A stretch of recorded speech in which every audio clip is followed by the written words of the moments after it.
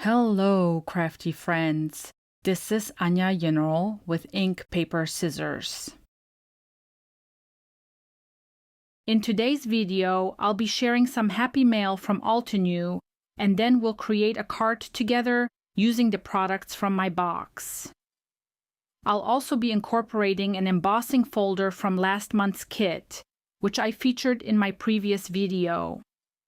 Before we dive in, if you enjoy card making ideas, techniques, and inspiration to help you get more out of your crafting supplies, please consider giving this video a thumbs up and subscribing to my channel. Your support really helps me continue bringing you more crafty content.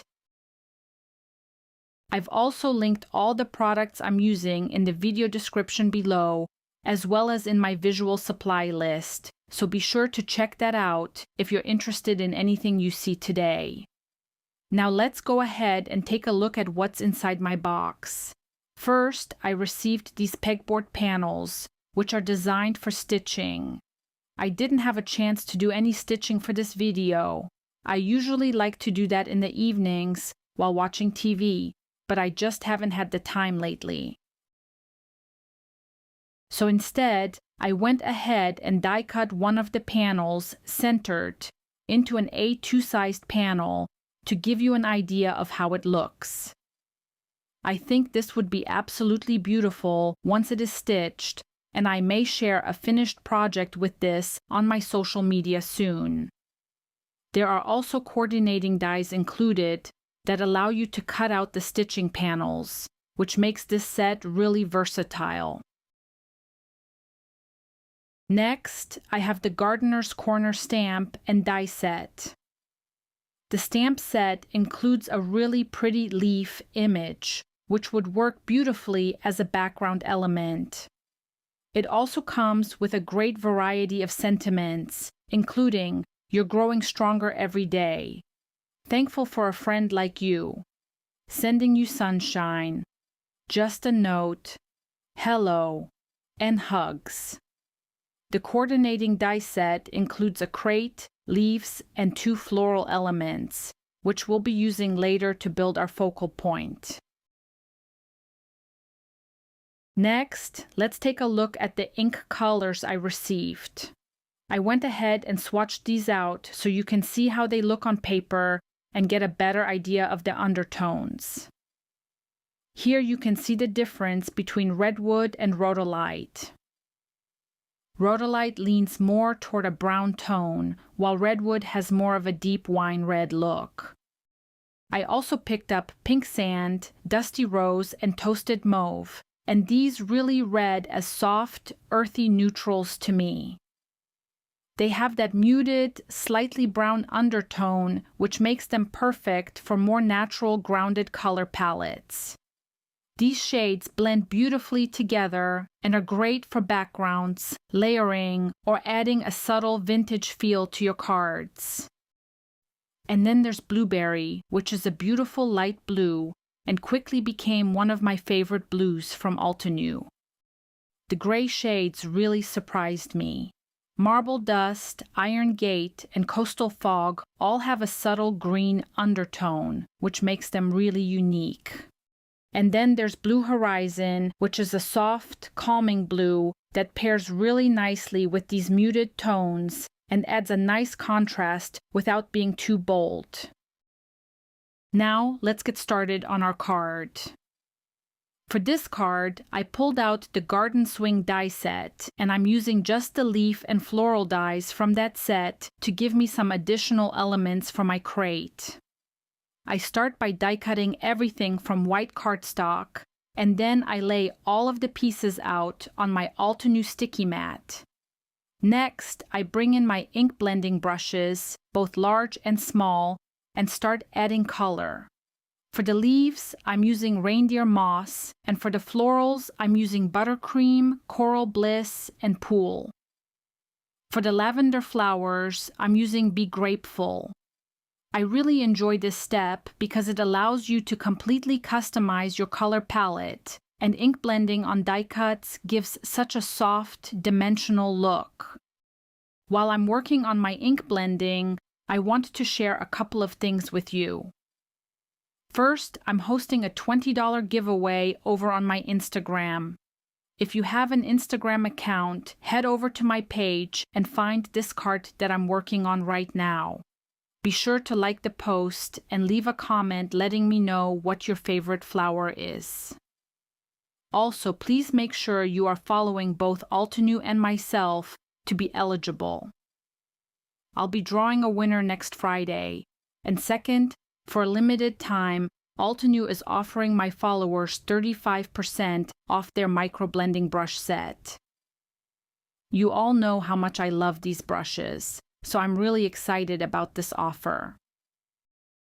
To redeem it, simply add the brushes to your cart and use the code ANIAMICRO at checkout. This offer is good through April 17th at midnight Eastern Standard Time. Now, let's get back to the card. For the crate, I ink blend Rocky Shore on the outer part of the crate and Mocha on the inner part of the crate. Once all of my pieces are ink blended, I begin assembling my crate. I apply glue just along the edges so I can slide the florals into place. And then I add small dots of glue to secure them once I'm happy with the arrangement. I continue building up the arrangement until I like how everything looks. I think it would also be really fun to create a version of this card using just one type of flower, like a crate filled entirely with lavender. I didn't have time to try that today, but it would be a great variation. One more thing I wanted to mention, I actually took the floral from the Garden Swing die set and cut it right down the middle. This allowed me to turn one piece into two separate florals, which worked perfectly for filling my crate. This is a really great little trick if you're trying to stretch your die sets and get more use out of them. Sometimes you don't need the full image, and by trimming it apart, you can create more flexibility in how you arrange your elements. In this case, it helped me build a fuller arrangement without having to die cut a lot of extra pieces. And it also made it easier to tuck the florals into the crate and layer them the way I wanted. So if you ever feel like you're limited by a die, don't be afraid to modify it a little. You can often get multiple looks from a single design.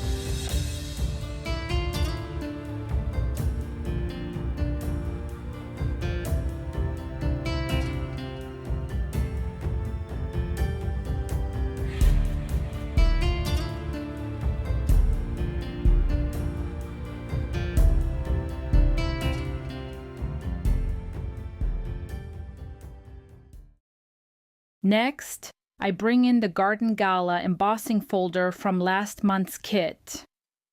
I run my finger along the inside to find the raised side, and then I lightly rub my marble dust ink pad over that raised surface. Then I place an A2 panel of cardstock inside the folder, close it, and run it through my die cutting machine using the correct sandwich for a 3D embossing folder. This technique creates a really beautiful, slightly uneven inked effect that adds a lot of texture and interest to the background. Next, I bring in the Stylish Greetings die set. I really love the font in this set. and it includes sentiments like thankful, hugs, take care, so sweet, appreciate you, and love you. For today's card, I'm using Love You. I die cut the sentiment from a watercolored blue background and keep the shadow layer white. Then I adhere the words to the shadow using small dots of glue. To finish the card, I add foam adhesive behind both the floral crate and the sentiment, and then adhere everything to my embossed panel.